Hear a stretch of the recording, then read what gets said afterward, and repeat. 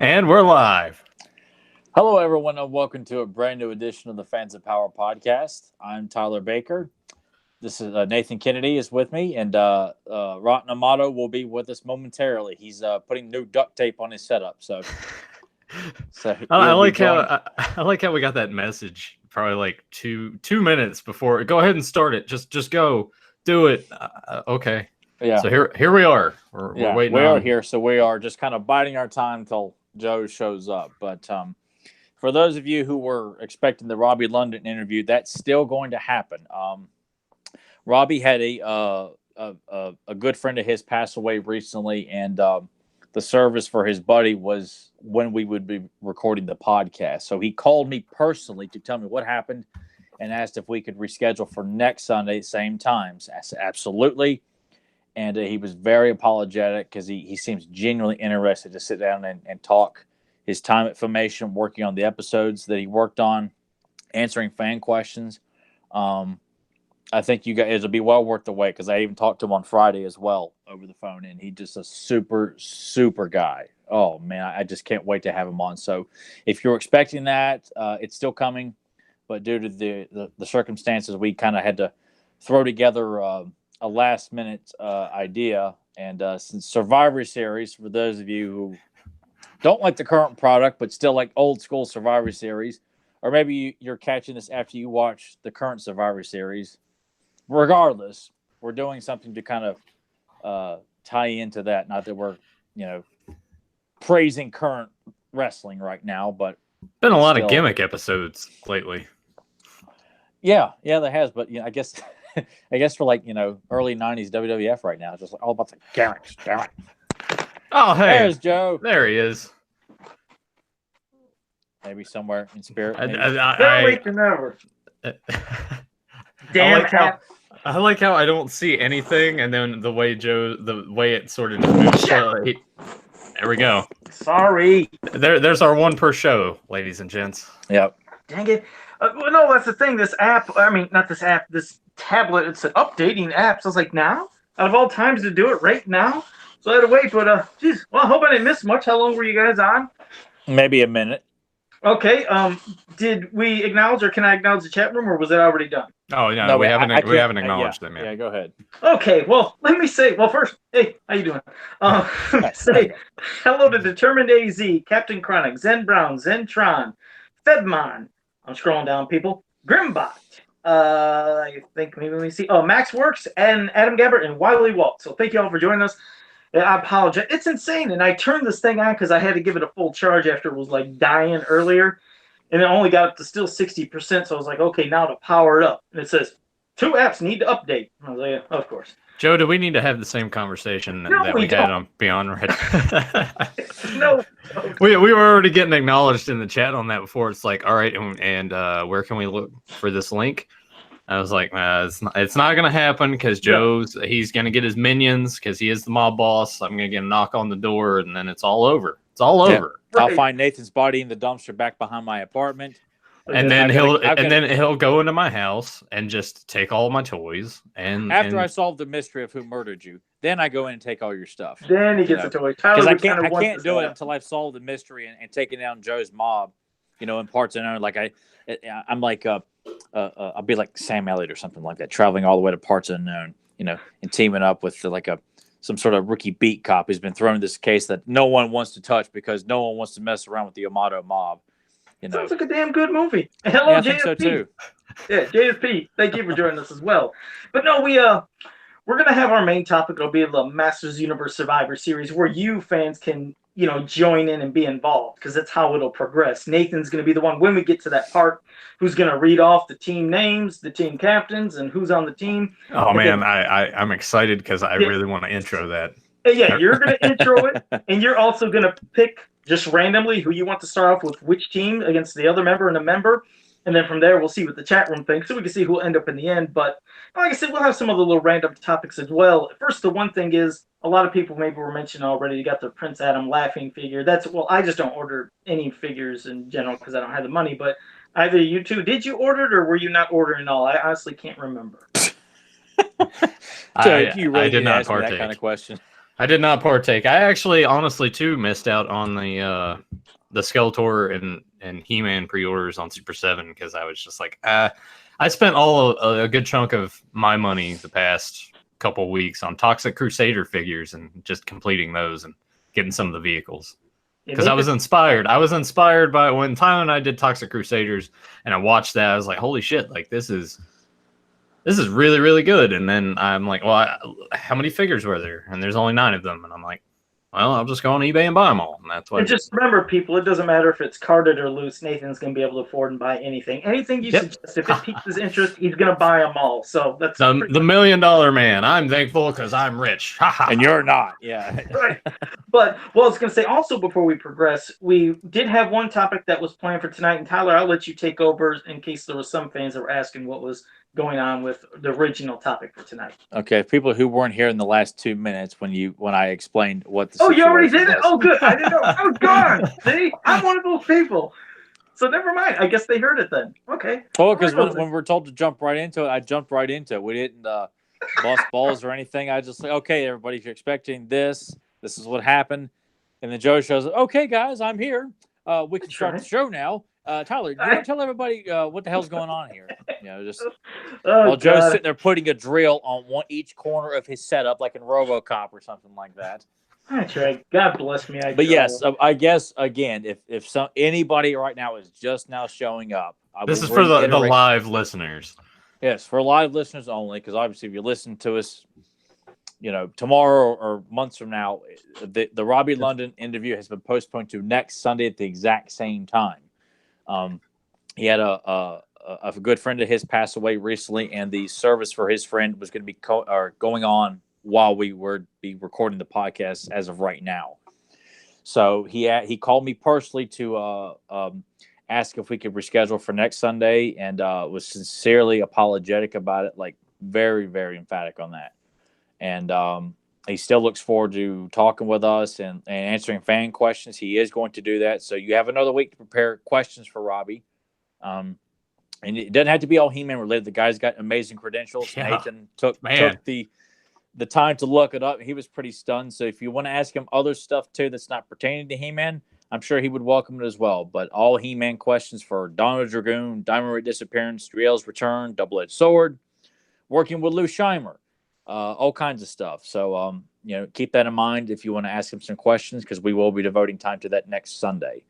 But so you have our current topic, and I guess whatever else Joe wants to throw out there tonight is to kind of fill the gaps.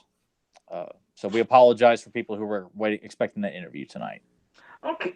No, but thank you for, like you said, at least doing that again. Especially, I didn't know, but you're right. Everybody at least knows now. So thanks for that, Tyler. And if they don't know now, Joe, then I don't know what else I could do. Yeah, but there's repeat that for a third time. 2 times is good enough.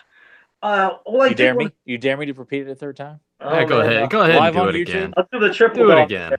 No, well, I was trying to think of any of the Super 7 news that I heard. Now, I think maybe one thing they were mentioning, did they say they're going to try a completely new customer service reps, or going through a different way of doing that? Did you see anything on that, Tyler? The only thing that I saw that I was quite disgruntled about was I didn't see any payment plan for the Filmation sub.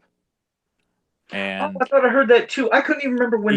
So I couldn't do it because I don't have the $155 to shell out immediately for that. I've always done the payment plan. So what I'm probably gonna have to do is just do what Nathan's done: just go to Big Bad Toy Store and just buy them individually when I can fork over the $54 to get each figure. I mean, maybe in the grand scheme of things, that would work out better because. You've said it before in some of those waves, there are ones that you're just like, I don't really need to have another She-Ra because she's not much different than the one I got on the shelf back here. I want Fisto, Mantana, and Grizzlor especially. So, going the Super 7 route, buying all 4, I'm saving $50.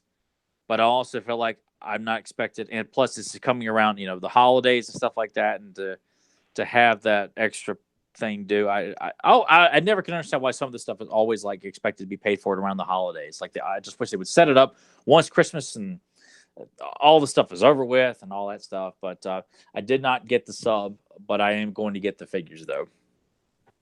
Okay. I was like, if there was a payment plan and I didn't see it, if I had seen it, I would have signed up for it, but I did not see it, so that's why I did not I get thought it. that you're correct. I thought there was something stated about no payment plan, but then I also thought I was hearing something about maybe new customer service, possibly. Unless I'm absolutely wrong, maybe somebody even in the chat room can correct me. I thought that might have been mentioned as well. I just couldn't remember also if they've started shipping for like Hero and No, I Eldor. haven't heard anything about that. Yeah, I'm so close to every day just sending, hey Tyler, where's my Hordak, man? I'm surprised Nathan hasn't said anything to me yet, because I have not got a single bit of notification about the Filmation vintage figures that I got Nathan a Hordak for his birthday, and that was back in July. Back in July, the Hero Eldor figures, I haven't heard anything about that, and I know over on He-Man.org, I think Brian Flynn did the basic Q&A stuff for fans asking a few questions, but I didn't look at that, because most of the time fans are always asking questions for stuff they either can't answer or something like that. I just kind of get tired of, I think, because the recent thing, I don't know if on one of his supercasts he showed the chromed, the back metal for Hero, that they showed that for those that remember. We were concerned at one point thinking they were just going to do gold paint, but then they said, no, we're going to go through and do the chrome process. And I thought he might have showed that. I just honestly didn't remember when the pre-orders ended on those, or if they were. That's what I mean. I think all those are. I don't know. I thought they were over a while back, but then again, too, I ordered it, so I didn't care.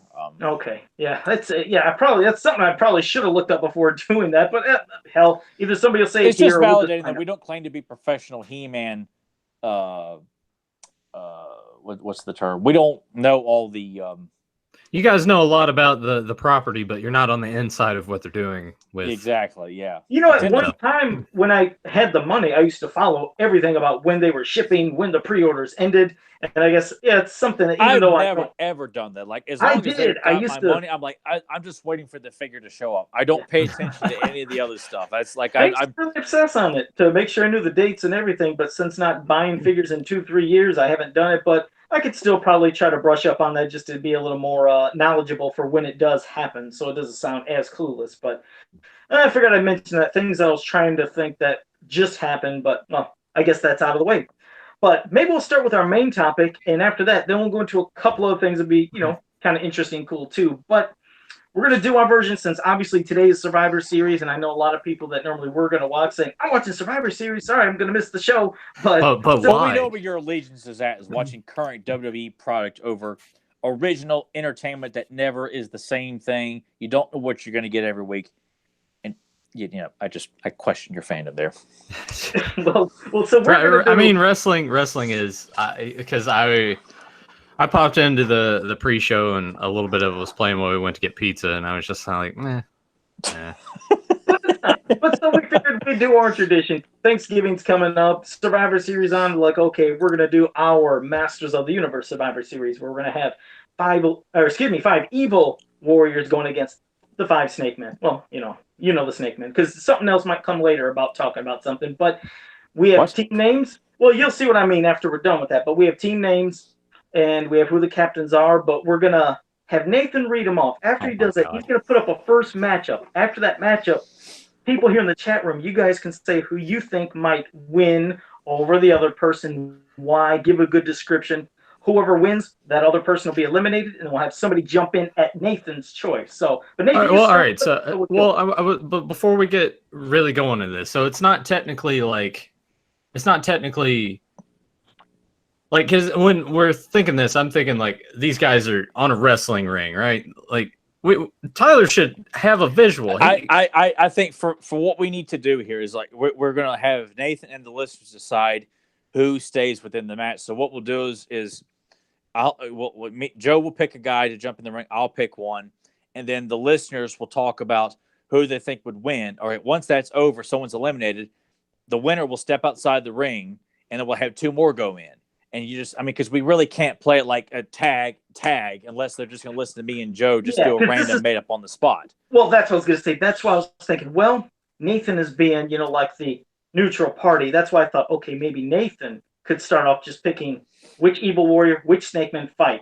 Then the chat room will say back and forth who they think would win and why. And yeah, you're right. It's kind of in the realms of wrestling, but yes, they can still use all their powers if they want, along with crazy wrestling moves as well. Yeah. So think of along the lines of based on what Joe just said too. If you think, in the ring currently it's King Hiss and Webster. Well, if you really think Webster can take out King Hiss, then say so. Say how. Yeah, and how based on the majority, if King Hiss gets eliminated, Webster goes back out to the rest of his teammates, and then Too Bad will come in and take on Snakeface. And hold up. This is what I was almost envisioning. He could do that if you want. Oh, shit, I'm throwing stuff again. Okay, sorry. Yes, they could either have somebody come out, or when the one person eliminates the other, he might stand in there and wait for the next victim. Meaning, so it'd be kind of like a gauntlet match style. It's like, is that what you want to do instead of mixing it up? Isn't it great, everyone? You would think that we would have talked about all this beforehand and then I didn't done think it. Joe was going to make it this convoluted and complicated. I figured, Listen, I always try to do stuff on the spot, but here's the thing: we've seen in Survivor Series before where sometimes it might end up all 5 members could still survive, and there's one left, or they might eliminate it, and all 5 are still there, or they could be 5 with 2 left. It's going to be fun just to see what happens. And that's why it's going to be up to the chat. So, chat, if you guys are familiarized with wrestling, maybe you want to kind of book it like a wrestling show. You want to kind of even up and down to the wire, or you can just have them have it like that one year where DX, the Hardy Boys, and Punk just ran through everybody. Yeah. But also, or the Visionaries take out the entire team of the Vipers.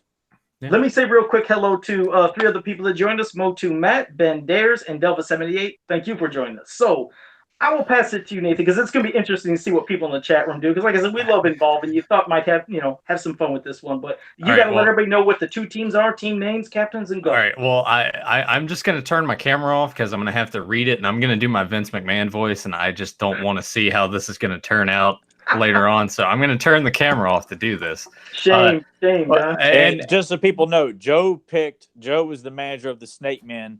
I'm the manager of Skeletor's crew. We selected our teams. We gave them names.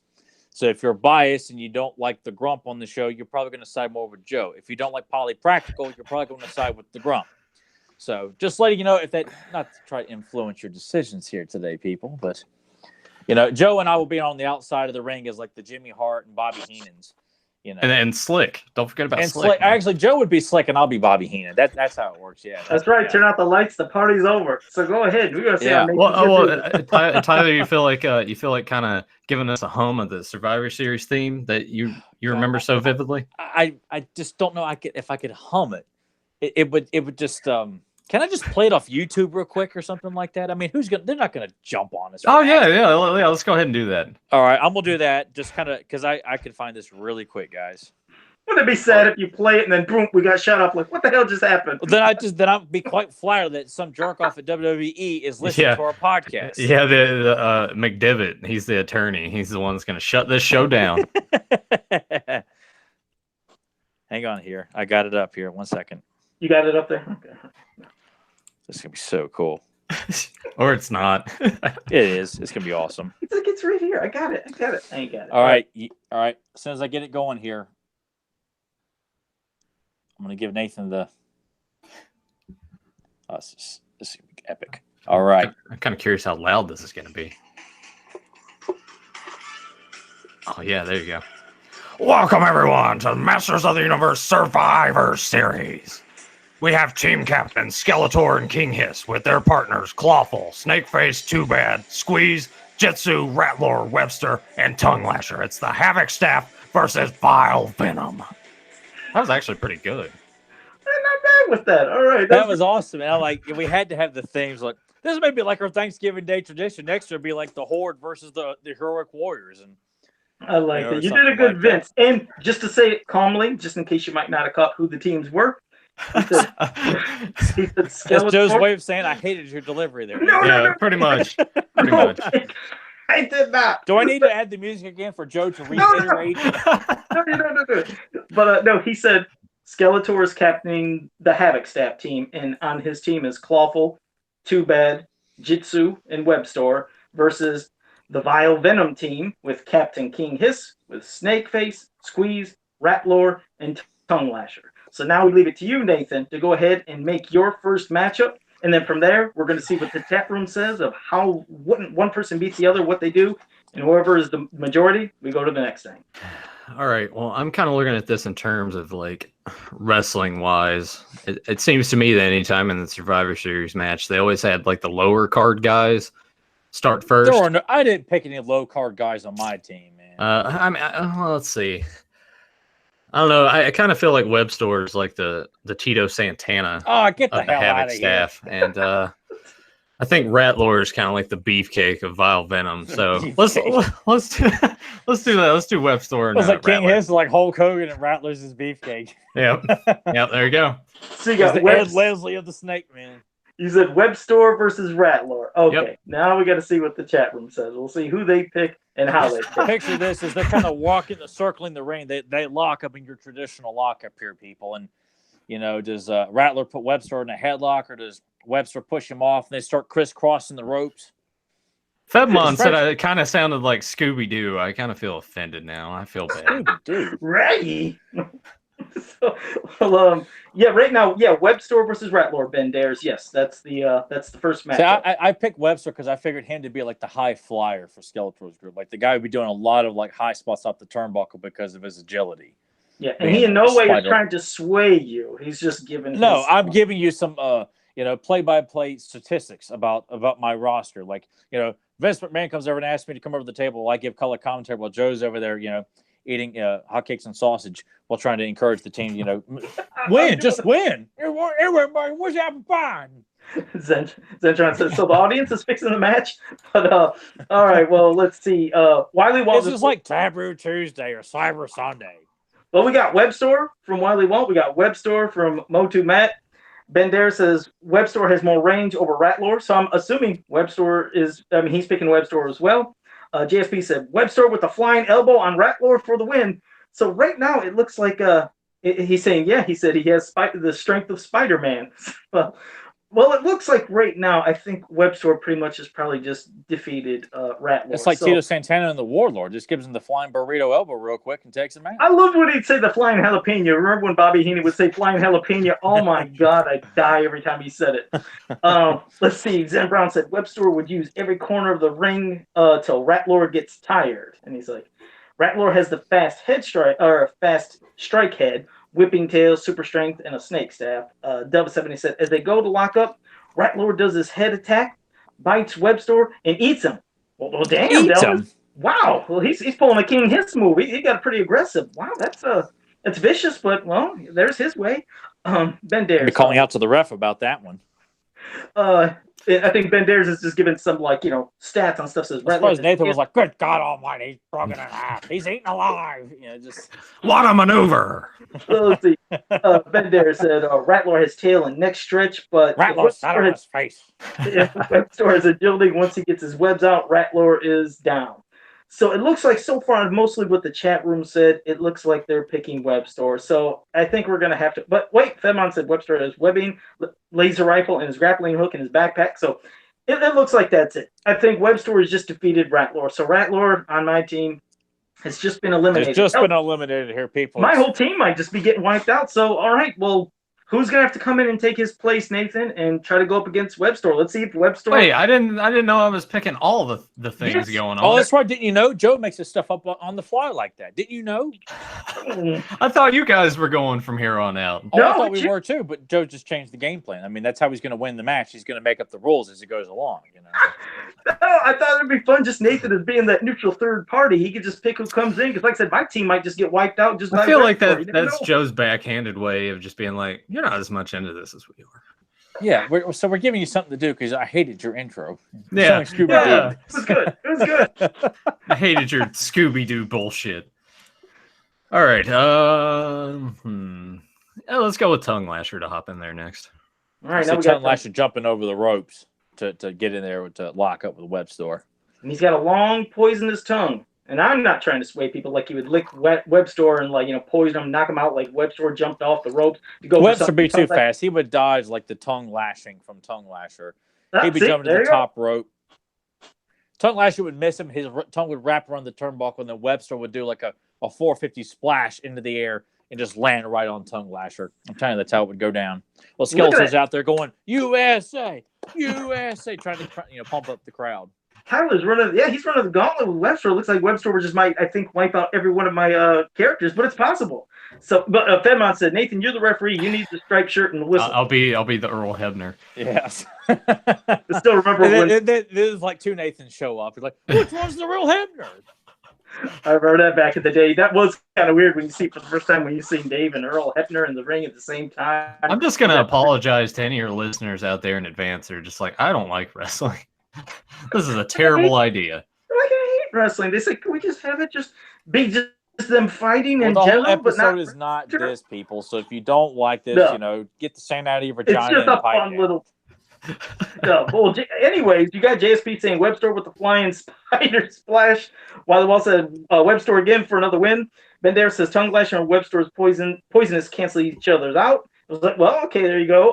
Delva says Tongue Lasher licks him as they lock up, paralyzed him, and eats him. Delvis, you're going to have all of them eat him? He's just eating everybody. He's like, he eats everybody. Zenbro, quote of the night. You didn't know? Your husband. Okay. Oh, no road dogging on here. It's like it's coming in for a different thing. Man,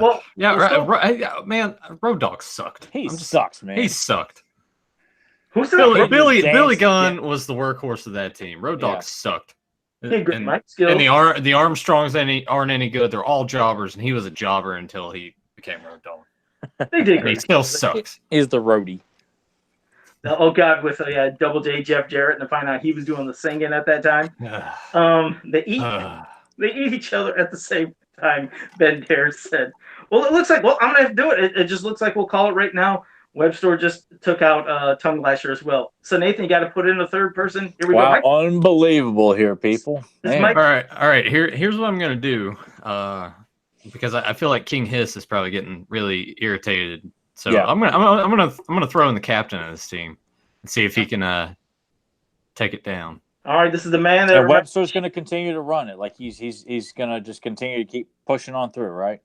Yes, he is. So we got Webster now against King Hiss. You got King Hiss sheds the skin. You see all the snake arms. He's got his giant snake right in the front in his face. He's got the hypnotizing eyes that he could paralyze you with fear, that he could get in your head. He's got arms. I mean, like I said, multiple snakes to where he could possibly combat the speed of Webster. If Webster's coming, he could get the grappling hook. He could take the laser rifle out of his hand if that was being used too.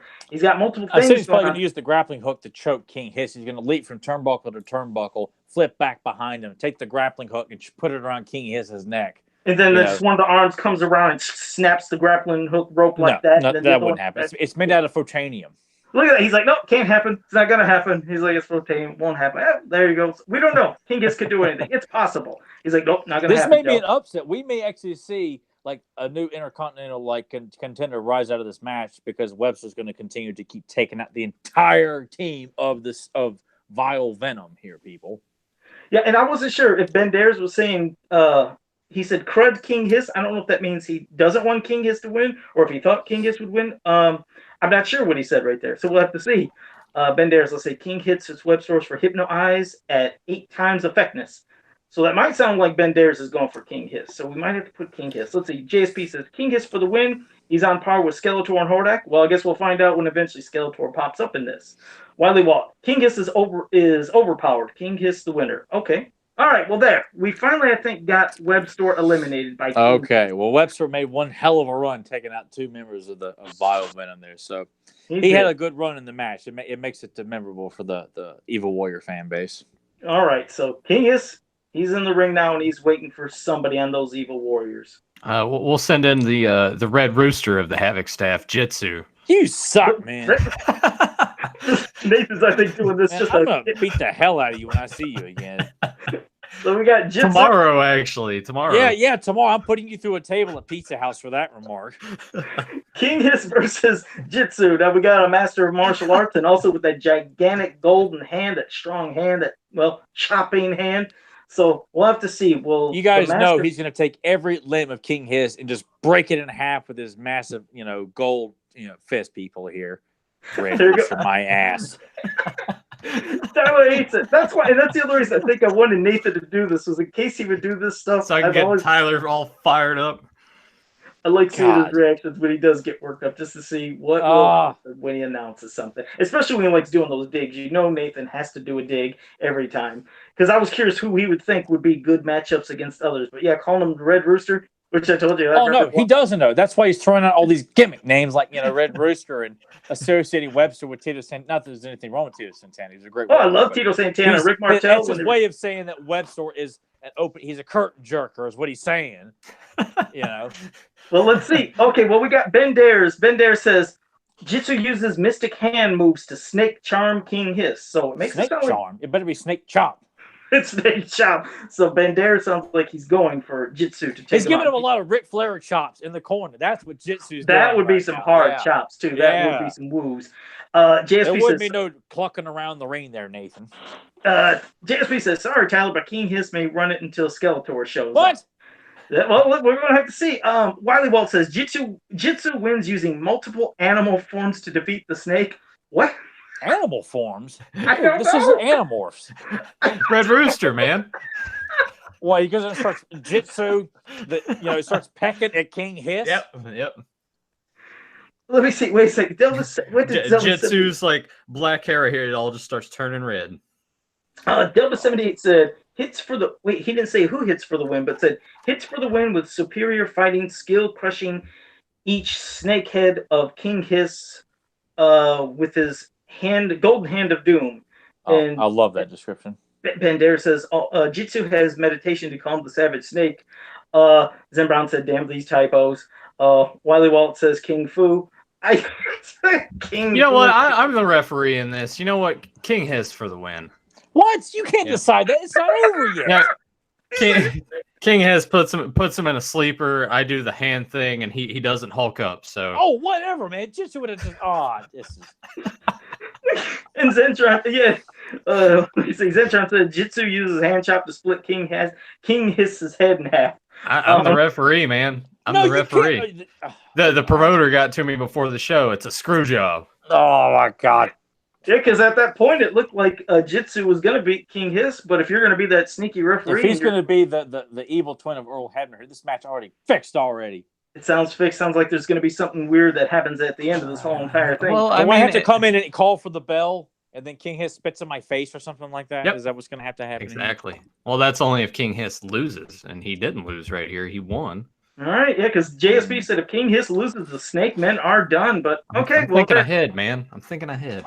Okay, well now you got King Hiss waiting for the next evil warrior. So I like how pissed off he got about that. Well, I got to get a USA chant going with Skeletor. He's got to get the crowd roused up here. Come on, people. Give us a Hacksaw Jim Duggan. Now it's like Tyler's just like that 5-year-old Mark hoping that Hogan's going to be able to beat Warrior, and then Warrior beats him and he cries. I didn't cry. I was pissed, though. I remember that day. Well, for me, you should have watched it. Oh, geez. All right, so now we got King Hiss waiting. Who's coming in next? We got. Let's go with Clawful. I want to hear what Tyler is saying, because I'm sure Tyler has a good one about what Tyler's going to do with this gigantic. The Clawful's going to come in, grab a hold of King Hiss by the neck, by the torso, and just crush him to death. That quickly? It's over? The guy is the grip of evil here, people. This is the guy that's, has picked up He-Man by both hands and held him up in the air. Not too many evil warriors can say they've actually done that before. So yes, I think Clawful is going to come in and just beat the hell out of him, especially Clawful from Clash of Arms, drawn by our good friend Larry Houston. That's the Clawful that's in the ring right now, and that's the Clawful that's going to take out King Hiss, and that's the Clawful that's going to continue to lead the Havoc staff to victory at Survivor Series to go on to the grand match of survival and take on either whoever's left of the Heroic Warriors or the Evil Horde. You can tell Tyler has not thought this through at all, obviously, from what he said. He didn't do it. I'm sure the second that he gave you his team earlier, he was just like, all right, and this is how this is going to happen, and damn it, I'm going to win. Zen Brown right now it's King Hiss against Clawful, but Ben Dare says Clawful chokes the snake. So choke him out. There you go, choke the submission specialist. He's the Chris Benoit of the Havoc stuff. Oh, come on, JSP man. just basically he's not going to go to the route of Chris Benoit. He's just the rabid Wolverine of the group. Well, you got JSP who said, sorry, King Hiss is just too damn powerful. And Zen Brown said King Hiss wins effortlessly. Delva 78 effortlessly? Yep. Delva 78 said Clawful snaps off each head of old Hissy for the win. Ben Dare says Clawful's too stupid to get hit by the Hypno Eyes. Shut the hell up. Well, he was still he. It was kind of a compliment. No, it wasn't. Wiley Walt said King I Hiss shouldn't have taken a drink during that. Holy shit. King Hiss around him and crushes him. That's from Wiley Walt. Wiley, I expected better from you, bud. I really did. And I think you've done nothing but pull a Shawn Michaels to my Marty Jannetty. You throw me through the barbershop window here. I mean, Jannetty was kind of terrible, so you had it coming. Well, Ben Dares did say that Clawful's crab armor protects him from being crushed. So, but I think so far, what did you get out of that, Nathan? Was there more people for King Hiss? Oh, as if like Nathan has to wonder. It's slightly edged out. It was King Hiss, wasn't it? Yeah. It's King Hiss. Okay. All right. Now there's I'm only looking at the chat. What do you have? 2 people left on the Evil Warriors? Because I think it might be time the Evil Warriors. No, we got 2. We got 2. No, we got 3. We got 3 and 3. See, it's evened up here.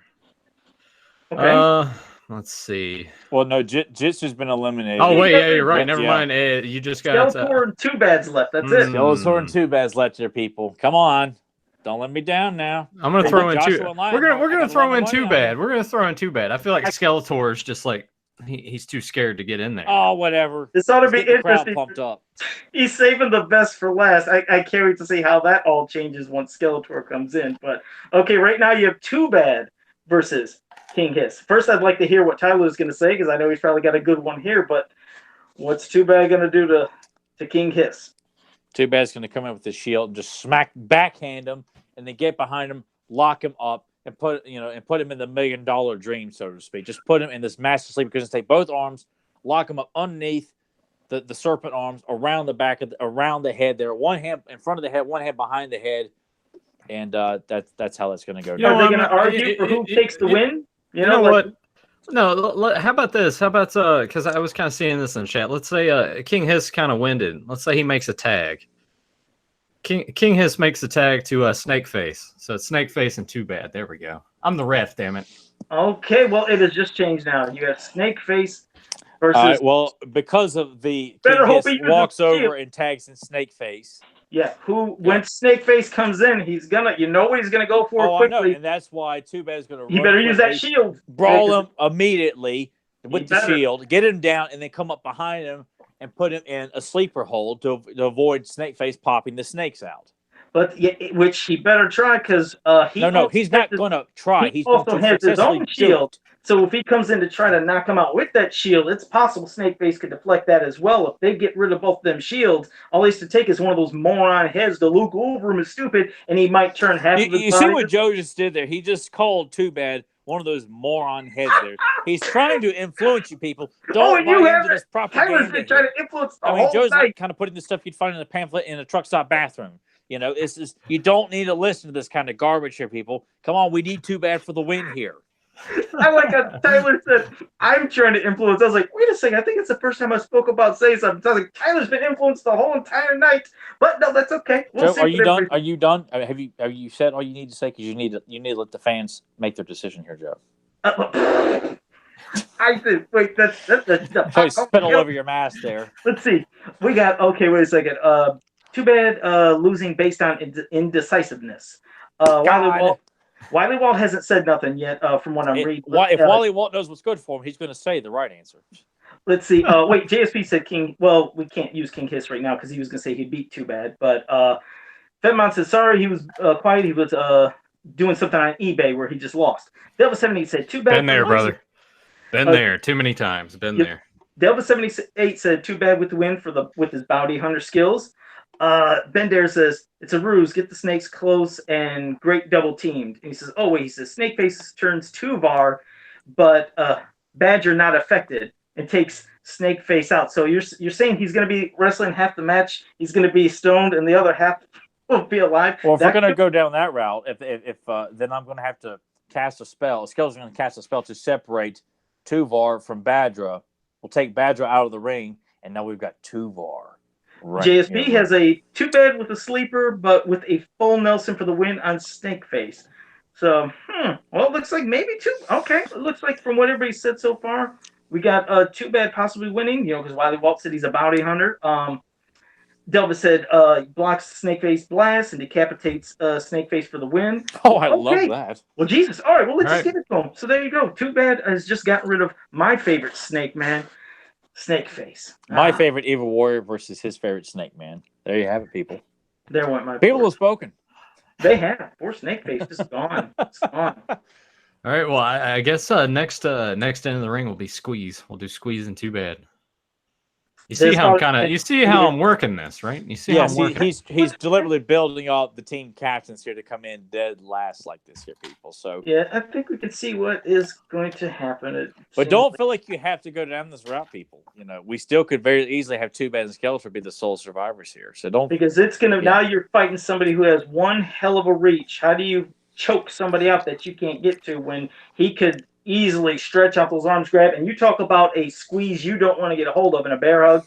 That's a python grip to where he just squeezes the entire life breath right out of Too Bad. That's gonna be hard to do. Plus, if you I won't slam Squeeze because he's my favorite Snake Man. So I'm going to stay silent on this one.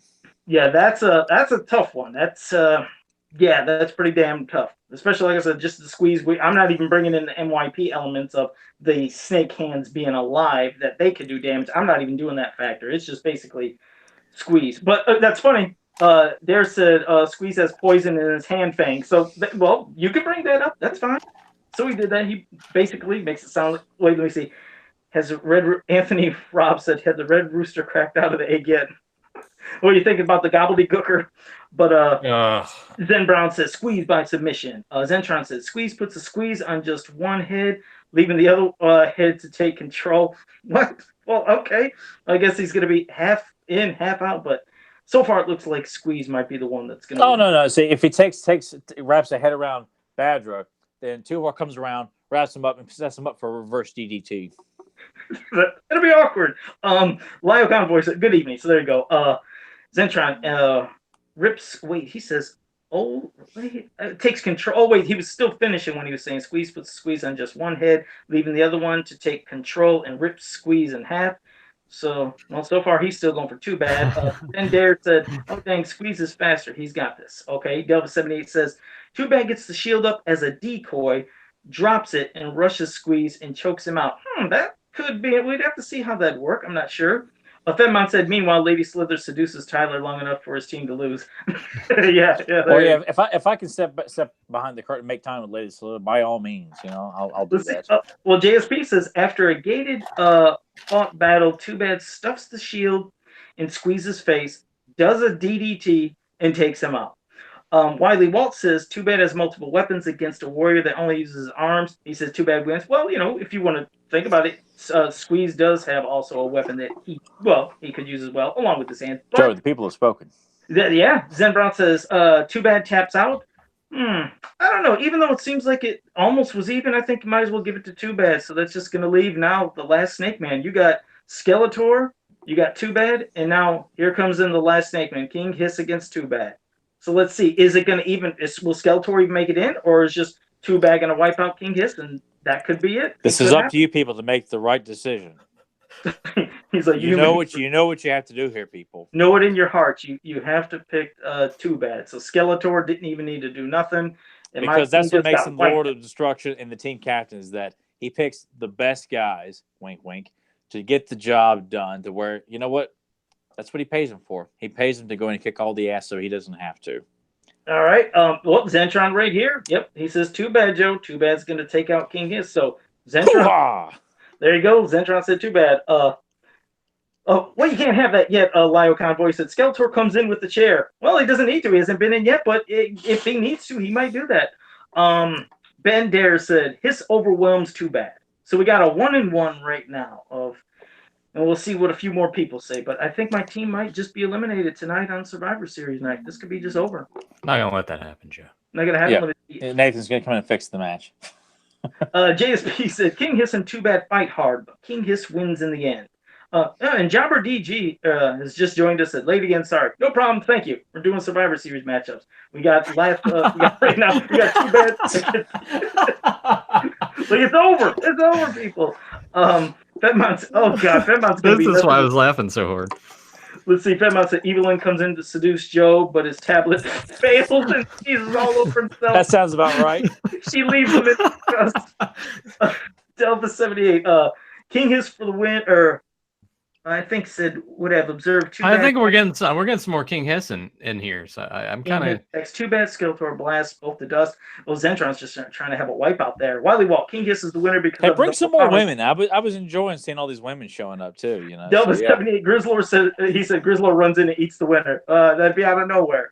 Well, let's see. And Zen Brown said King Hiss works his magic to have Too Bad fight each other. So hey, that's kind of different. It could mesmerize them and they start going at it. Interesting, but so far it looks like King Hiss is the winner. So it's coming down to it has to be it. We got the matchups. We got the leader of the Snake Men. We got and now this is like that Hulk Hogan Warrior moment in the Royal Rumble when they're like, "Here, look at this." Skeletor slowly walks. You can picture them just going through the rope, stand there, and they're face to face. Yeah, they come up and they start staring each other down. They work the crowd. They look at the crowd back and forth. Or you know, it's like when Cena and Orton look at each other. Michael Cole's like, "What a moment!" And no one cares. I'm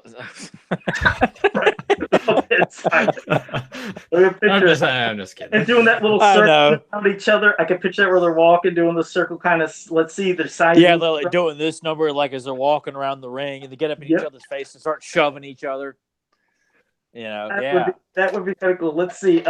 Everybody's right now. They're kind of quiet. Everybody's like envisioning that moment where Warrior and Hogan meet for the first time, the Royal Rumble. That's what I want people to think of with this going on right now. Oh, I remember that. That was great, yeah, because the Warriors. I still say that's one of the coolest Royal Rumble moments of all time. Oh, it was great. That was a great moment. Yeah. All right, let's see. They're facing off. Ben Dare said, "Uh-oh." He says, "Hiss versus Skeletor. Uh-oh." Crowd goes wild. JSP says, after King Hiss beats Too Bad, Skeletor hits him from behind. Hiss on the ropes. Evelyn hits Hiss with the Havoc Staff, and Skeletor gets the win. Okay, Ben Dare says, multiple faces versus no face. Yeah. Zen Brown said, let's go Skeletor. King Hiss sucks. Wow, that's pretty hard, Zen Brown. That's tough. Ben Dare says, the Hypno Eyes don't work on Skeletor. All right. Delta 78 says staring contest. Skeletor has no eyes and snakes have no eyelids to infinity and beyond. Fedmont said Skeletor unleashes the power of his evil breakfast burrito, leaving a stink in the ring. Is it El Monterey? El Monterey, yes. Let's see. Bender says Skeletor pulls in sneaky moves and pins him down. But then wait a second. Out of nowhere, here comes Cobra Khan down the ring. He jumps in and he's between them both looking at him. And he looks over at Skeletor. He gives him the thumbs up and smiles. Then he looks over at King Hiss. His Cobra opens up to where he has his hood. And he's ready to do it. And he turns quickly and he puts the mist on Skeletor. He wouldn't do that. He double crosses him. He's a spy working for Skeletor. Skeletor's out. He double crossed him and joined the Snake Men. And Skeletor got defeated. Son of a bitch. How about that? That's the heel. That's the turn. Remember? No, it's not. That's right. Cobra Khan. You'd think that Cobra Khan, yes, he's always loyal to Skeletor. He just double crossed him and he's joined the Snake Men and he helped the Snake Men to victory. That's like watching an invasion all over again. I ain't buying that. He's like, no, people, I'm not doing it. Well, wait a minute. Down the aisle, here comes DreamWorks She-Ra. Down the aisle. That takes out both of them with her. You guys just women, don't you? You just don't want women to have any kind of star power or anything like that, right? And they all just kill themselves. Zen Brown got to do. He said, "Well, damn, who wrote that?" The one thing I said, yeah, well, yeah, okay. Let's see. The Skeletor unleashes the power of his evil. Oh, we did the breakfast reel. That's the crowd chant. Joe. King Hiss attacks Skeletor, but chomps onto Havoc Staff and blows up King Hiss's head. Skeletor, Lord of Destruction, wins. Grimbot says, wow, Skeletor has no nose. He says, that was a lot to type. He could breathe in the gas. Yeah, he could breathe in the gas, Grimbot. What sure gas? Well, hey, I from Cobra Khan when he did the double cross, and he put him out with his poison mist. Skeletor was too strong just to admit to Cobra Khan's own gas. Hodak comes out from underneath the ring and knocks out his Skeletor for the 3 count. And JSP said, actually, Joe, that would be great. Yeah, it would be kind of cool, JSP. Thanks for that. I'm kind of surprised no one has suggested Hordak doing a run in and trying to takes them both out with a chair, and then he leaves. At least you're waiting for who's going to get up and make the pin, kind of thing. Fedmon said, meanwhile, Skeletor calls in Mumra, Lex Luthor, and Cobra Commander. The carpool beats all. And then, Ben Dare said Netflix She-Ra. Well, it looks like I think we have Skeletor's the winner, but It was just going to get out of control if we keep going down this road. It's going to be like WWF in the mid 90s. I mean, yeah, it's like it's a huge convoluted. It's a Russo finish, man. Just to do something for fun, but you guys just next thing you know, someone's going to pop out a hand. You're like, oh god. Yeah, well, you made Skeletor. Oh god, that was terrible. Let's give him a hand. Oh god, that was what a horrible, stupid. Who wrote that shit? And then someone's going to sleep with a corpse, and all. They had some crazy things. Well, Skeletor is the winner, but well, there we had our Survivor Series, our Masters Universe Survivor Series. It was Survivor Series tonight. Had to do something for fun. You got to lighten the mood once in a while when we're doing all of the discussion. So, thanks for doing that and participating in that. But well, now we can talk about a couple different things when we go into something else because. Well, Cobra Khan was brought up for a reason because I like hearing, especially when Tyler gets heated, and it'll be interesting to hear what the chat room says as well. But as you know, Cobra Khan has always been an evil warrior. And we know that in MYP, he wanted to eventually, yes, kind of be with the Snake Men, join them. He had a lot of double crossing back and forth. And in many comics, I know things were depicted different. Hell, I know that even for that Top Toys Camo Khan that was made, they made him a Snake Man. They made him officially, but what do you guys think? And of course, I'm going to lead it to Tyler. Do you like Cobra Khan as being one of the evil warriors? Would you prefer him to go to Snake Men? Because I like him as an evil warrior myself, but I'm curious what Tyler says and what everybody else will say too. Well, before Tyler jumps in, I think this is my point to hop off for the episode. So you don't have to. I'm going to go ahead and do that. That way you guys can carry on with the rest of your conversation, and I'll just... It was fun having you, though, Nate. Yeah, all right. Absolutely. All right, go watch Survivor 2. All right, bud. See you in a bit. All right.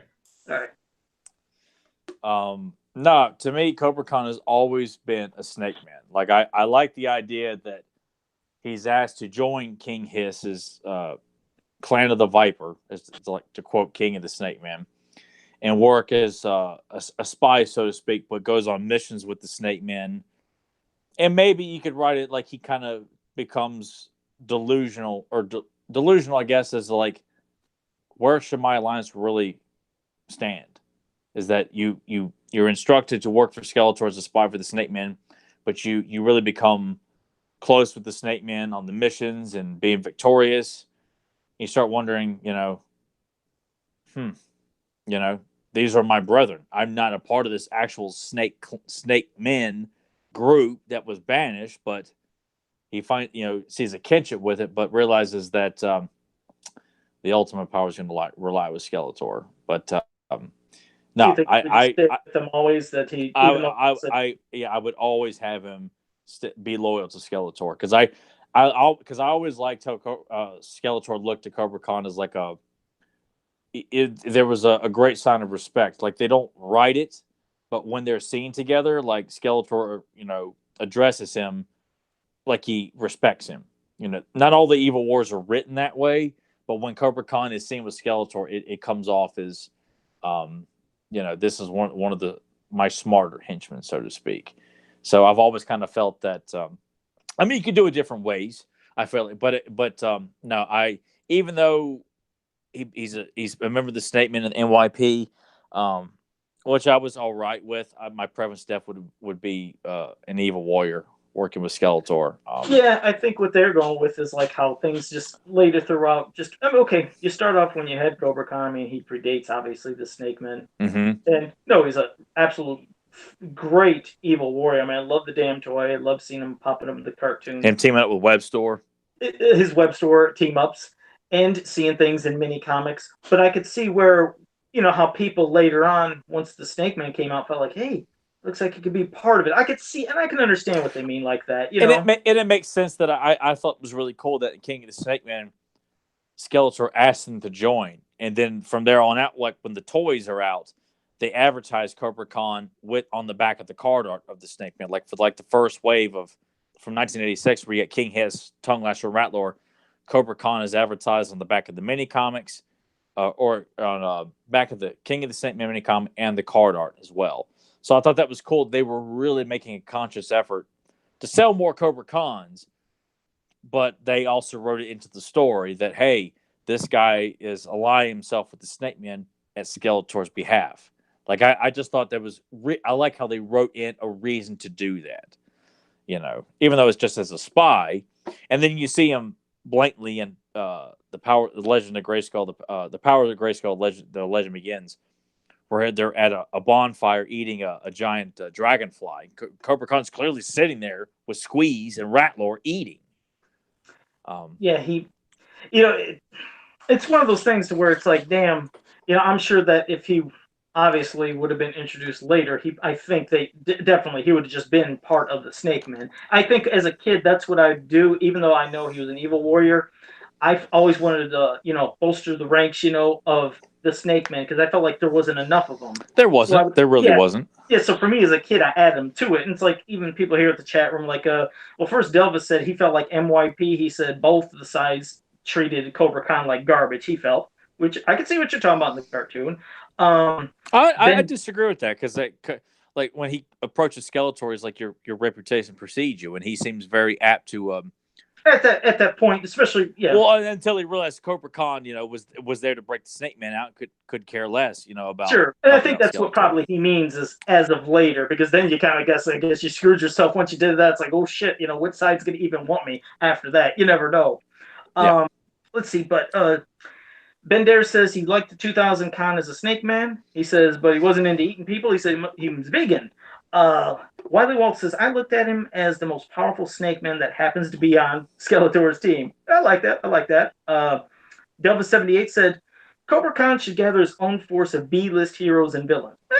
You never know. He could be his own leader. He sure is he's a competent evil character. So if he was to pull a Jackalman's Rebellion breakaway and he could be pulling in Icer. He could be pulling in Batros. He could be pulling in a lot of those other characters that are kind of there, all already one-off characters to join like him. Icer, Batros, Fanged Man, who found his way back from the pre-Eternia past or something like that. To some of the one-shot guys, I could see him. And Web Store, because I feel like they're. I would love to see a comic book series. Like if we had a successful like He-Man comic book and it was popular, they could do like a spin-off series. Like you could have one of just Cobra Khan and Web Store as villains going off, wreaking havoc, causing trouble, and duking it out with Mechanic and Buzz-Off, or duking it out with... I miss one-offs. As for stories in general, I miss one-off stories. It was nice when you didn't have to be strung along so long, whether it's in the comics or cartoons. Just something, bam, you hit your beginning, middle, and end. And it made episodes and also comics more memorable because you could remember that comic or that episode instead of just a string of things that go together. But I know some people are into that. I've never been... too much. Little bit continuity is good to a certain degree, but comic books have destroyed the whole value of that. At least currently. But I always thought that would have been so cool to see a comic book of Web Store and Cobra Khan on a separate mission as a tag team, and they'd have to win because I would like to see a book where evil wins, at least with the He-Man characters, of course. But because we've seen that though with, like you said, with even the heroic warriors or a lot of characters. Sometimes it wasn't just focusing on He-Man, which we always love saying Clash of Arms. That's basically a Fisto story, and He-Man comes in at the end. But I like those because you do like seeing the other characters have their time to shine, or their prominent comic, or there could have been an episode of a cartoon. It changes up the pace. It doesn't make everything feel like everything is so damn. It expands the world that even though He-Man is the focal point, we all know that.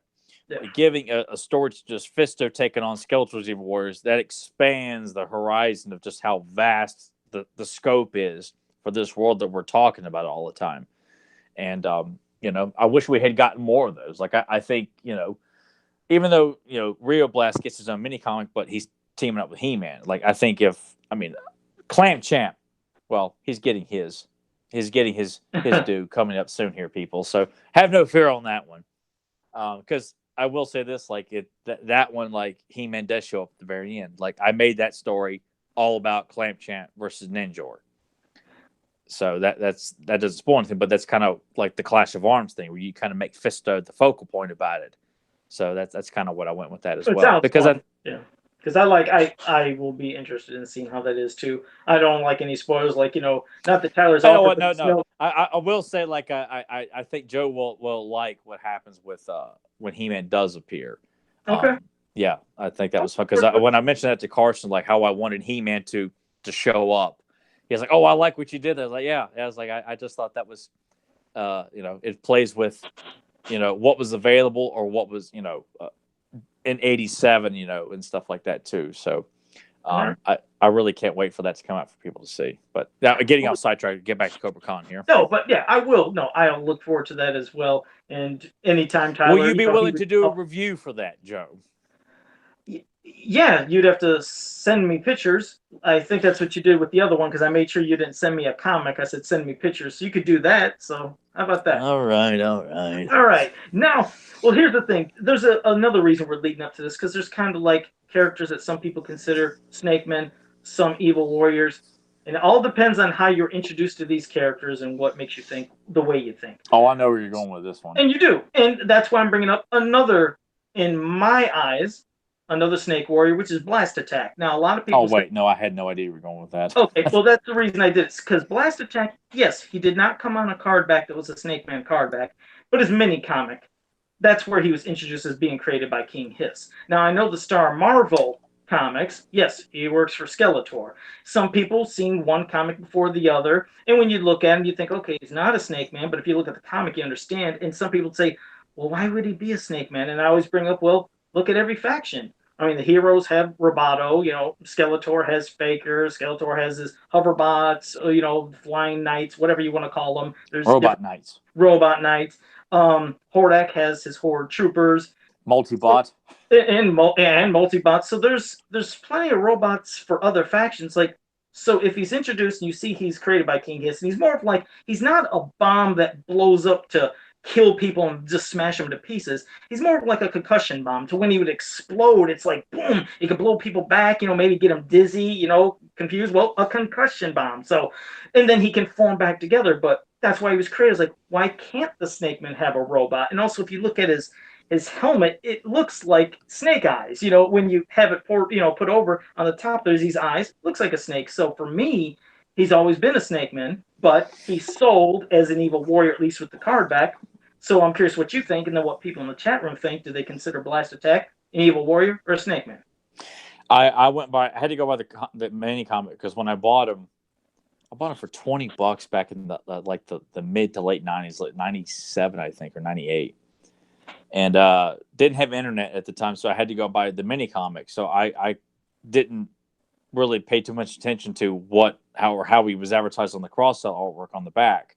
So in the mini comic, when he's brought out as an invention of King Hiss, I'm like, wow, okay, so that's his allegiance. Like I'm sure the people at Mattel weren't quite sure how to market him, as an evil warrior, because they don't put the Snake Man logo on the card art or on the front of the packaging, or sell him as a member of the Snake Man. He's listed as like his own character, which does leave it open for debate. There's no question there. So people, I think, have every right to decide if you like him as an evil warrior or you like him as a Snake Man. But I'm with Joe on that. I like the idea that each faction has got their own robot or robots, and to have King Hiss having a robot that, in my eyes, I think is a suicide bomber. The guy is a very combative robot, but he's also sent in to run into this situation and self-detonate yourself. Which, in the chat room, I was going to say Zen Brownie, before you said that, mentioned, he said a suicide bomber. Like, the reason, and I do understand that, like I said, I picture he is the guy that comes in and he blows up, so you could technically say that I'm even saying, yes, a suicide bomber, but since it's a way how he explodes and comes back, he's not going to be in pieces. He comes back together, but the power he does is enough to just basically take people out, but not murder them. It's because, of course, that would have been too harsh in a comic. You see him coming in, explode, and he blows Queen Marlena, King Randor, and whoever else to bits. That would be a little graphic. But I prefer that than even though now Grimbot says he prefers the Star Comics take on Blast Attack, where he's a thug with a mind of his own. And I can understand that. The thing I didn't like about the Star Marvel version, which is you could even put that in some context to the back of a card back art, but is like when he splits in half, and especially in the Star Marvel, it's like one half is an arm and a leg, and here's another half with an arm and a leg that can grab people. It's like, well, that would be hard to beat. I mean, just tip the leg over, he falls over. So I didn't like that look. I understand what they were doing, but I was like, for me, I would do what I kind of like played out what I'd see in the comics. I love putting that thing to his back, putting him in the middle of like a couple characters, pulling that on the back of the toy, and he'd split in half and like they would fall over. And I just envisioned, like in the comic, I was thinking, boom, he blew up. almost like what you guys say, a suicide bomber, but not actually murdering people.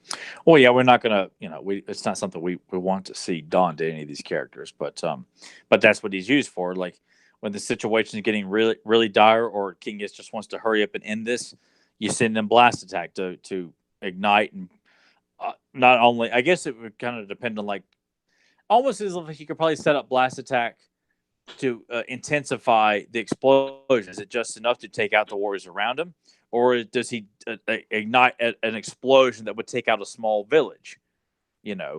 I mean, to where maybe he's made out of photanium. You can't destroy photanium except He-Man, or something like that. To where if you send him into a small village, and just he self detonates, blows up, and the explosion enough just obliterates the houses, but his parts are salvageable that you can put right back together, get them working again.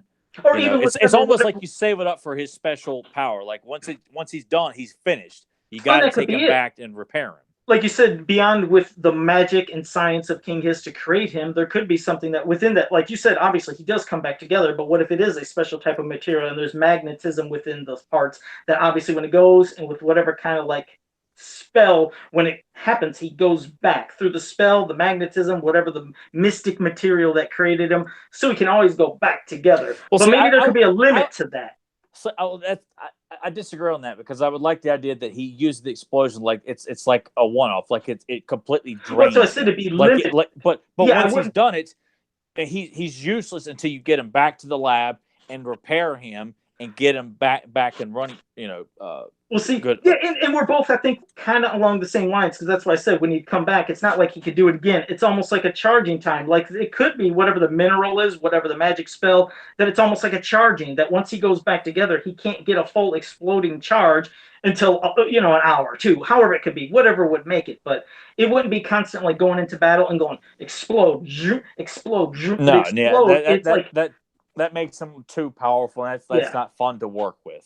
Right. I'd still like it for him to form back to where he doesn't have to be pieced together, but he forms back. But he's not going to be able to use a concussion bomb again. Now he would have to probably fight, because he needs that charge. Whatever mystical energy or whatever was used to create him needs time to charge, to recharge him, getting him back to normal. Would be interesting, but yeah, it would be fun. And so far, everybody did say that, they agree. He's pretty much a snake man. So I haven't seen a whole lot. I think you probably have been the one that sees a lot of disagreement about that, because I haven't come across a lot of people like not listing blast attack as anything other than just when I do it on my wall. I tell you, Tyler, when I put that on my wall and I say, like I could even do that tomorrow, but like blast attack, evil warrior, or snake man. Watch a lot of them people. They love doing it. Usually when I do it, they'll say evil warrior. He was sold as one. He sold as one. And a lot of people might remember Star Marvel, but you'd be surprised. And they'll just tell you, he doesn't have a Snake Man logo. He wasn't on a card back. What makes him a Snake Man? But I mean, again, that's their opinions of how they want to interpret it, because it is, it can be read any different way. From the card back to the mini comics, you can make him whatever you want. So we're not telling you guys like, hey, you're wrong if you think he's an evil warrior. Yeah, he could be one, but at least that's what I got to give credit for. When Classics released him, they did put a Snake Man a sticker on his bubble. So I was like, oh, cool, they made him a Snake Man. But no, it's ones I always love. I always love the hypotheticals and what people think about something. So, but yeah, pretty much here, everybody in the chat room did say a Snake Man. So I like that, but. Well, I think that's pretty much our rambling. So, but before we wrap it up, like I said, I always like getting it to you guys in the chat room. If you want to ask us anything, whether it's pertaining to a cartoon, mini comic, toys, movie, something, shoot your questions right here, right now. We'll answer them. But while I do that, that's when I pass it over to Tyler in case he has anything he wants to promote, mention, or recommend. Let's see. I want to encourage everybody to tune in next week for the Robbie London interview. Of course, I want people to, what's the word?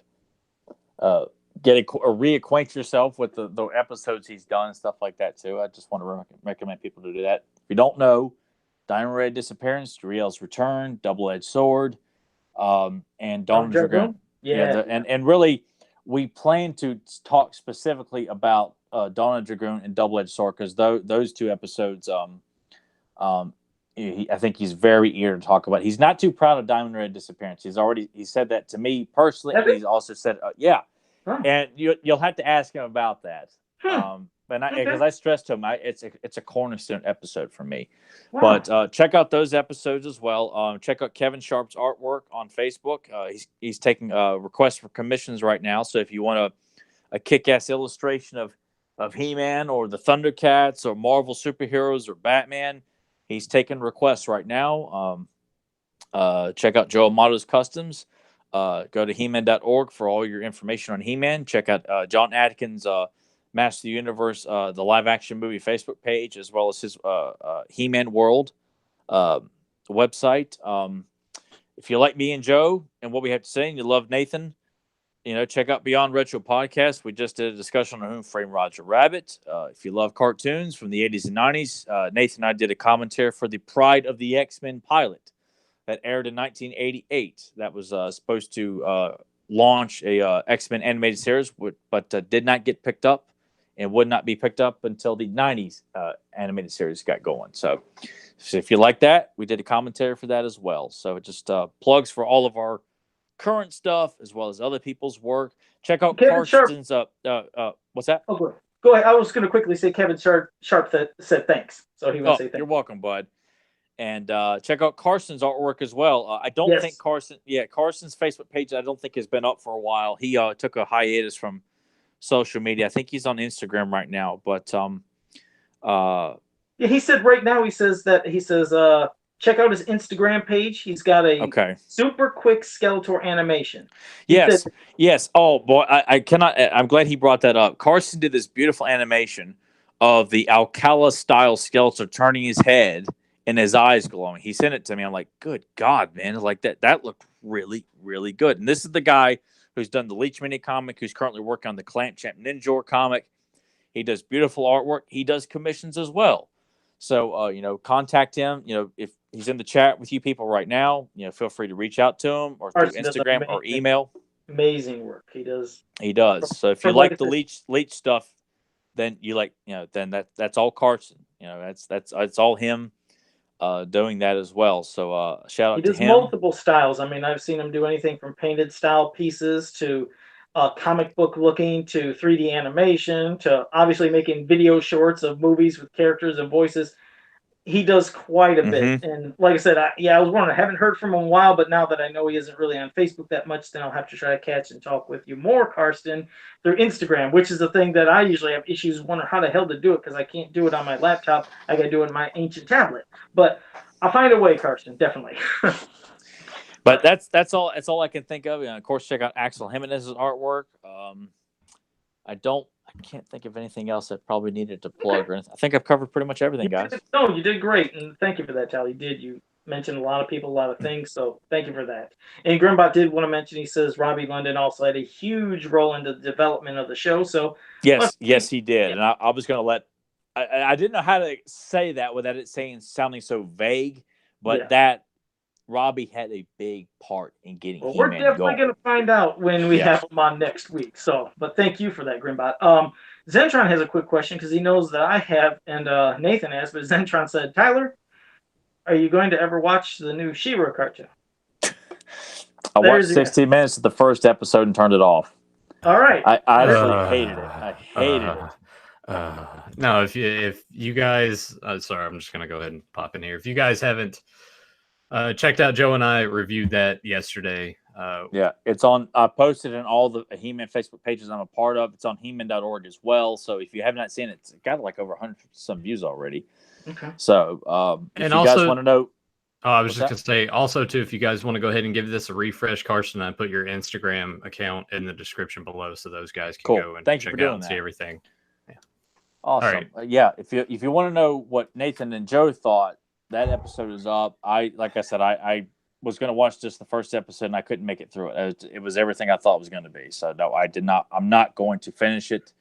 I saw more than enough, and then I watched their review of it, and I talked to Nathan beforehand, and I was like, thank God I didn't watch it.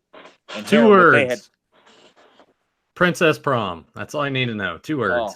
Oh God. If you can make it up to that episode and go beyond, like Joe and I did, all the power to you. If you liked it, that's cool. But I that's the breaking point. I feel like that is the apex of that show. That's because I wanted to tap out when I hit that point. I was like, I gotta keep going, otherwise Joe's gonna give me hell about it. I gotta keep going. I would have been doing the show by myself, but well, there you go. We got the answer from Tyler, but thank you for that, Zentron. Or wait, was that Zentron? Yeah. And Zentron, you said the movie quote, "The jig is up." I'm thinking because it's been in a lot of movies. I don't know if you mean the History of the World, but I remember that in History of the World when Josephus. That's what they said to Josephus. By the way, that's how my mom gave me the nickname Josephus from History of the World. So I was called that a lot growing up, and it kind of caught on in the neighborhood. So. Oh, did you get mad too? Because you get mad at everybody. I like that. Names. I like Josephus. But you don't like Yo Joe.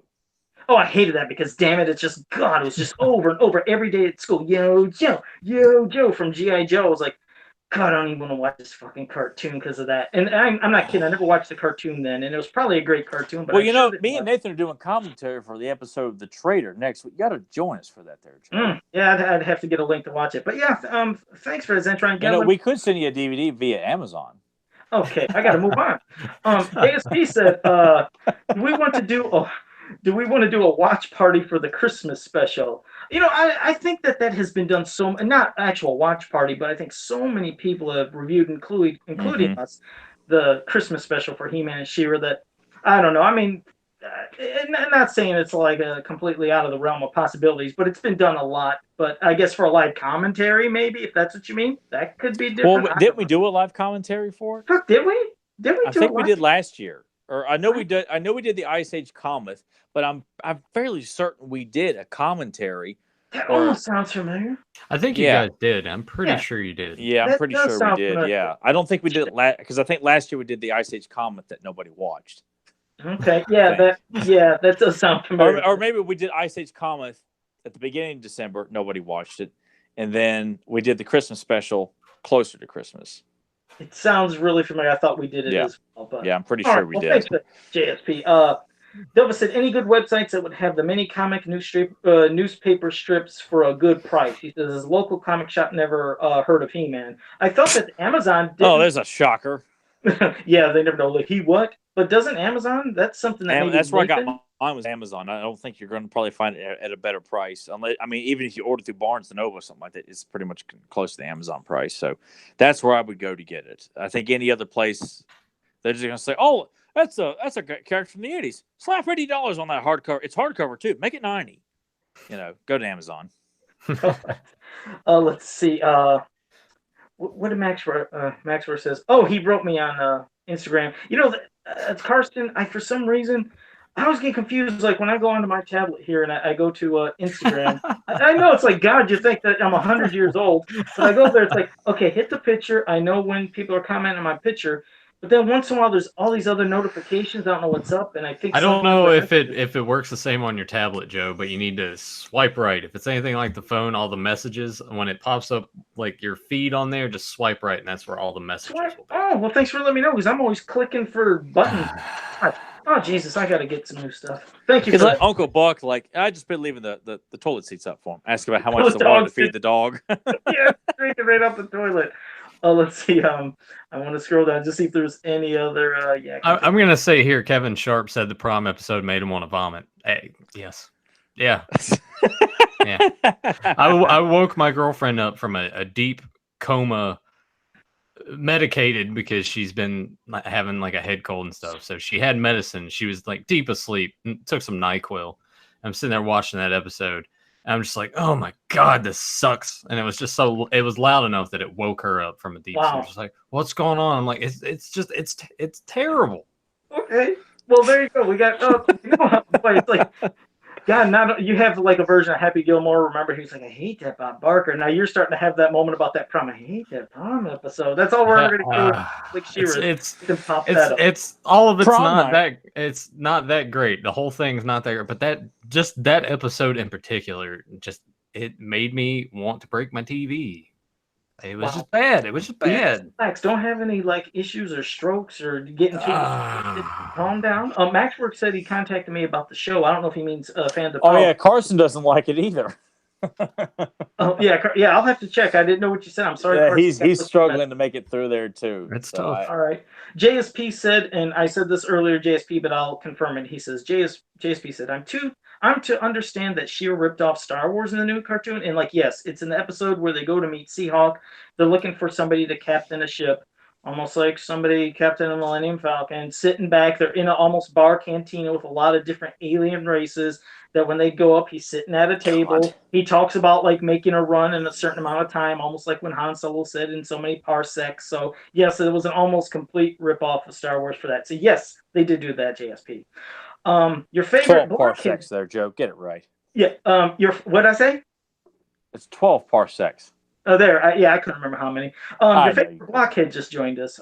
He said, He-Man hops over the guardrail and gives Eternity Styles. Oh, wait, he's jumping. Wait, he's bringing in a The wrestling. match is over. You missed At it. the end of the show, He-Man jumps over the guardrail, gives an Eternity Styles stunner to every competitor, allowing King Hiss to crawl over to Skeletor and lay an arm across for the controversial 1, 2, 3 ding dong. Ding, ding. Yeah, no, he's kind of referencing when Mankind won the title from The Rock. He just comes in while the ref's down. All right. Oh, wait, hey, Zentron. No, he hit him with the chair, not a stunner. He hit The Rock with the chair. That's what it was. Okay. And I don't see He-Man's finisher being the stunner. All right. Well, it'd be the torture rack. Zentron did mention. Yeah, it probably would be the torture rack. Yeah. So, he said it was history of the world, so thank you, Zentron. At least I was right about that. Maxwell said, Joe, you didn't have to do it alone. He said, I would have joined you. Oh, he would have joined me for that episode. See, I didn't know that, Carson. I'm sorry. I think I might have got everybody that never heard of He-Man. What? Let me see. Zentron said, what about the episode where Adam goes to an ice kingdom for some crystals? Commentary on that. Oh, yeah. A trip to Morania. Morania. That's a pretty good episode. Okay. But I mean, we could probably do a commentary for that in December. But I know, Chris, the holiday season's coming up, and I have no idea. Like, we don't want to do like the whole like your Christmas memories of He-Man and stuff like that. It's been done to death a million times. Which we did. I mean, yeah, when we do the Christmas thing, we at least try to. What the hell? What was that? Everything went black. Power's the out. Undertaker. Oh shit. Uh-oh. Yeah, power's out, guys. Wow. That's yeah, weird. Hang on, let me turn my flashlight on here. I don't know. We're gonna see. I'm live recording, and the power just went out. Like, everything is off, man. That sucks. That's new to the show. That's well, here's the thing: the weather here. There's not like anything going on. The wind's not high. There's no storm going on. No. But Nathan, what's gonna spook me is if the lights come back on, and then there's fucking like Jason Voorhees standing back of him. Chris Pratt standing behind him. Chris Pratt really standing there. Joke. He's gonna have to put that light right underneath his face. You gotta give us a spooky moment here, people. That's what I'll do here. Whoa! Actually, when you do that, there's like eyes behind you. I am not kidding. Yeah, I know. I see him. That's weird. Well, you gotta leave it on. This is gonna be a good way to promote the episode. Is that right there? And he's middle. I'm sure that's honestly probably just reflecting. Yeah, it's reflecting. Yeah, it's just reflecting. Frame in the background. No, that does look pretty badass. I'm not gonna lie.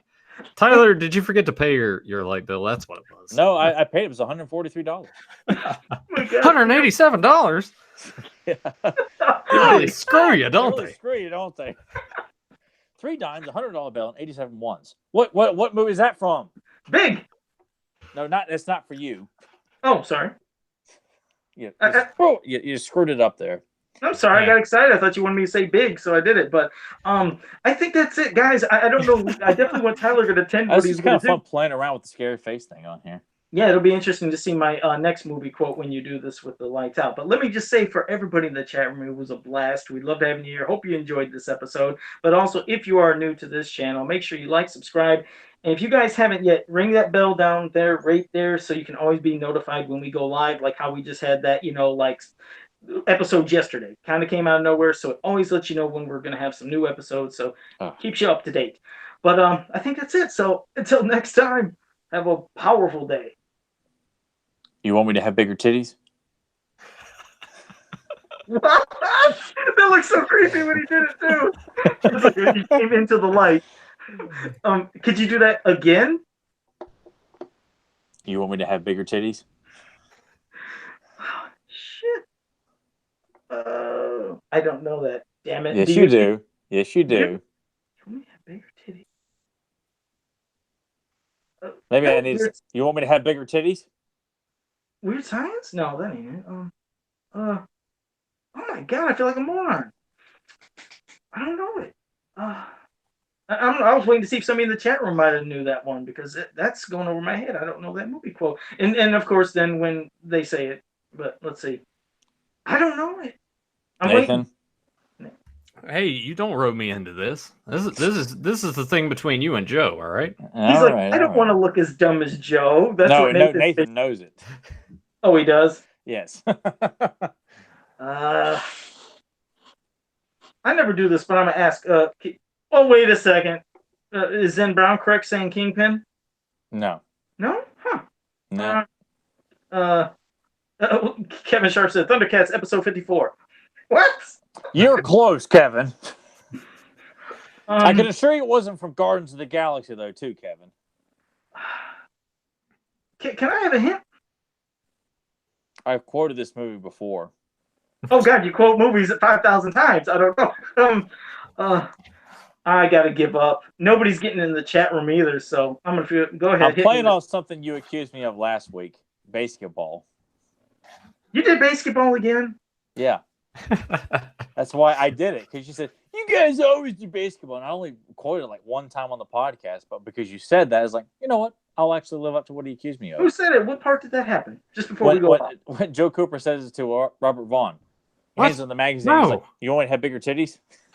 What? No. What? All right. No. I feel. I just fart. See you guys. What?